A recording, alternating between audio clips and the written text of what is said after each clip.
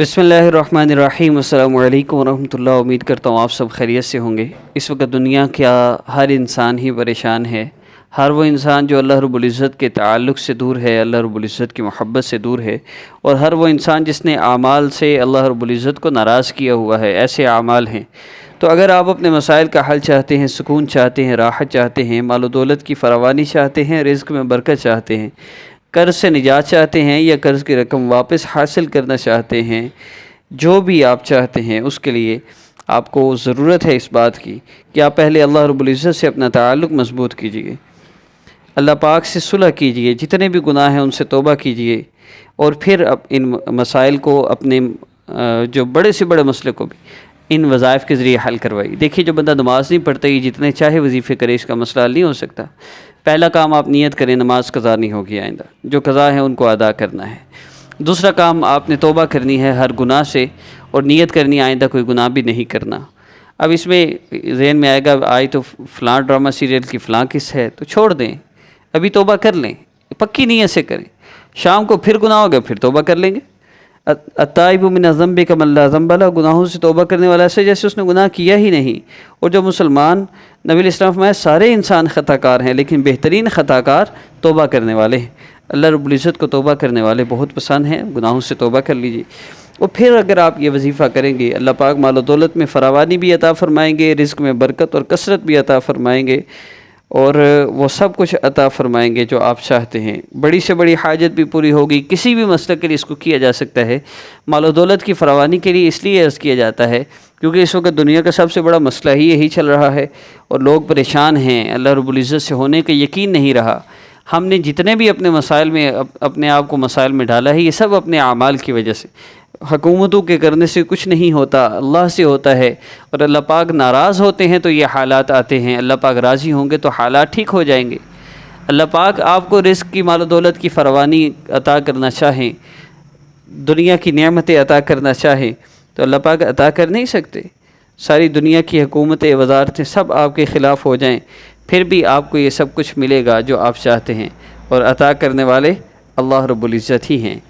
عمل کی ترتیب کی طرف بڑھتے ہیں۔ نبی علیہ السلام فرمایا کہ فقر انسان کو کفر تک پہنچا دیتا ہے۔ جتنے بھی سخت حالات آ جائیں، ہم نے اللہ رب العزت کی نافرمانی نہیں کرنی، ہم نے ناشکری نہیں کرنی۔ حدیث مبارکہ کا مفہوم ہے، جب اللہ رب العزت نے مقدر تقدیر کو لکھا تو لوح اور قلم، لوح پر ہر چیز لکھ دی گئی، قلم ختم ہو گئے، تو پھر اللہ رب العزت نے فرمایا کہ جو میری تقدیر پر راضی نہ ہو، جو میری دی گئی مصیبت پہ صبر نہ کرے اور میری دی ہوئی نعمت پہ شکر ادا نہ کرے، وہ جسے چاہے اپنا رب بنا لے۔ اس لیے ہم نے ہر حال میں اللہ کا شکر ادا کرنا ہے، مصیبت میں، تکلیف میں، پریشانی میں بھی۔ راحت میں ہے تو شکر ادا کرنا ہے، کوئی مصیبت، تکلیف، پریشانی آ جاتی ہے تو صبر کر لینا ہے، اور اللہ پاک سے مانگنا ہے۔ اللہ سے مانگنے کے لیے سنت طریقہ ہے، اللہ رب العزت کی عظمت اور بڑائی بیان کرنا، اس کے بعد درود پاک پڑھنا، اور پھر جو چاہیں آپ اللہ رب العزت سے مانگ لیجئے۔ اب اس کا طریقہ یہ ہے کہ ابھی ایک تو آپ نے اپنی والدہ کا نام، اپنی تصویر نہیں دینی، اور جادو نصب بندش کے نام پہ لوٹنے کے لیے ڈرامے ہیں، سارا یہ سسٹم چل رہا ہے۔ ہم پریشان ہوتے ہیں اپنے گناہوں کی وجہ سے، ہمیں جادو بندش میں ڈال کے گناہوں سے کوئی نہیں روکتا، اور اپنی جیب بھرنے کے لیے ذلیل کرتے پھرتے ہیں۔ اولم یکفی بربک، اللہ فرما رہے ہیں کیا تیرے لیے تیرا رب کافی نہیں؟ ہمارے لیے اللہ کافی ہیں، اور ہمارے مسائل کو حل کرنے کے لیے اللہ کافی ہیں۔ اب اللہ سے اپنے مسائل حل کروانا چاہتے ہیں تو اس سے بہتر اور کوئی راستہ نہیں۔ یہ سورہ مبارکہ 10 مرتبہ آپ نے پڑھنی ہے، اور اس کے بعد آپ نے درود پاک پڑھنا ہے 3 دفعہ۔ درود پاک پڑھنے کے بعد کم از کم 3 دفعہ، زیادہ کی کوئی حد نہیں۔ اس کے بعد آپ نے دعا کرنی ہے، نبی علیہ السلام میں جو چاہو مانگ لو، تو پھر مانگ لیجئے نا۔ اور آخر میں جب آپ دعا کر لیں تو آخر میں 3 مرتبہ درود پاک پڑھیے گا۔ یہ آخری گزارش یہ کہ عمل کی اجازت کے لیے چینل کو سبسکرائب فرما لیجئے۔ اگر آپ کو سبسکرائب کرنا آتا ہے، نہیں آتا تو آپ ویسے بھی کر سکتے ہیں۔ اور میں پھر عرض کر دوں، یہ سورہ مبارکہ ابھی پلے ہوگی، آپ نا مخصوص ایام میں اس کو پڑھ نہیں سکتے، صرف سننا ہے، پھر سن لیں۔ اور اگر آپ پڑھ سکتے ہیں، خود بھی آپ پڑھ سکتے ہیں، لیکن حافظ صاحب پڑھ رہے ہیں، آپ ان کے ساتھ پڑھیں گے، تجویدی غلطیاں نہیں ہوں گی، ورنہ اکثر لوگوں کے مسائل ہیں ہی صرف وظیفے کرنے کی وجہ سے، غلط پڑھتے ہیں، اس کا الٹا اثر ہو جاتا ہے، تو بہت نقصان ہوتا ہے۔ اس لیے آپ ان کے ساتھ پڑھ لیجئے۔ 10 دفعہ صرف سورہ مبارکہ پلے ہوگی، ساتھ پڑھ کے کسی بھی وقت آپ وظیفہ کر سکتے ہیں، ساتھ پڑھ کے اس کے بعد درود پاک پڑھیں، پھر دعا کریں، اور پھر دیکھیے کیسے اللہ پاک برکتیں، راحتیں اور نعمتوں سے آپ کو نوازتے ہیں۔ अस्सलामु अलैकुम वरहमतुल्लाह। बिस्मिल्लाहिर्रहमानिर्रहीम। أرأيت الذي يكذب بالدين فذلك الذي يدع اليتيم ولا يحض على طعام المسكين فويل للمصلين الذين هم عن صلاتهم ساهون الذين هم يراءون ويمنعون الماعون. بسم الله الرحمن الرحيم. أرأيت الذي يكذب بالدين فذلك الذي يدع اليتيم ولا يحض على طعام المسكين فويل للمصلين الذين هم عن صلاتهم ساهون الذين هم يراءون ويمنعون الماعون. بسم الله الرحمن الرحيم. أرأيت الذي يكذب بالدين فذلك الذي يدع اليتيم ولا يحض على طعام المسكين فويل للمصلين الذين هم عن صلاتهم ساهون الذين هم يراءون ويمنعون الماعون. بسم الله الرحمن الرحيم.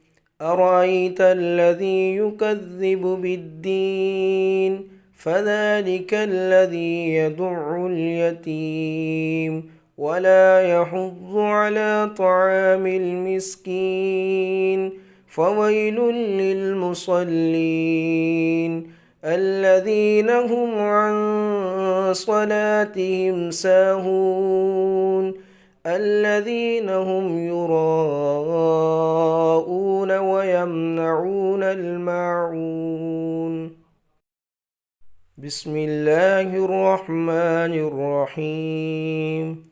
أرأيت الذي يكذب بالدين فذلك الذي يدع اليتيم ولا يحض على طعام المسكين فويل للمصلين الذين هم عن صلاتهم ساهون الذين هم يراءون ويمنعون الماعون. بسم الله الرحمن الرحيم. أرأيت الذي يكذب بالدين فذلك الذي يدع اليتيم ولا يحض على طعام المسكين فويل للمصلين الذين هم عن صلاتهم ساهون الذين هم يراءون ويمنعون الماعون. بسم الله الرحمن الرحيم. أرأيت الذي يكذب بالدين فذلك الذي يدع اليتيم ولا يحض على طعام المسكين فويل للمصلين الذين هم عن صلاتهم ساهون الذين هم يراءون ويمنعون الماعون.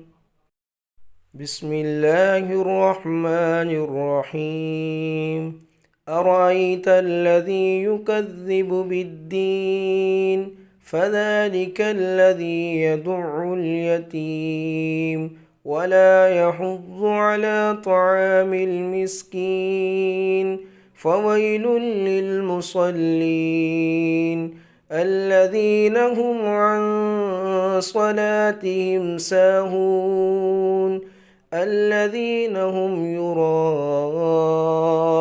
ويمنعون الماعون بسم الله الرحمن الرحيم أرأيت الذي يكذب بالدين فذلك الذي يدع اليتيم ولا يحض على طعام المسكين فويل للمصلين الذين هم عن صلاتهم ساهون الذين هم يراءون ويمنعون الماعون بسم الله الرحمن الرحيم أرأيت الذي يكذب بالدين فذلك الذي يدع اليتيم ولا يحض على طعام المسكين فويل للمصلين الذين هم عن صلاتهم ساهون الذين هم يراءون ويمنعون الماعون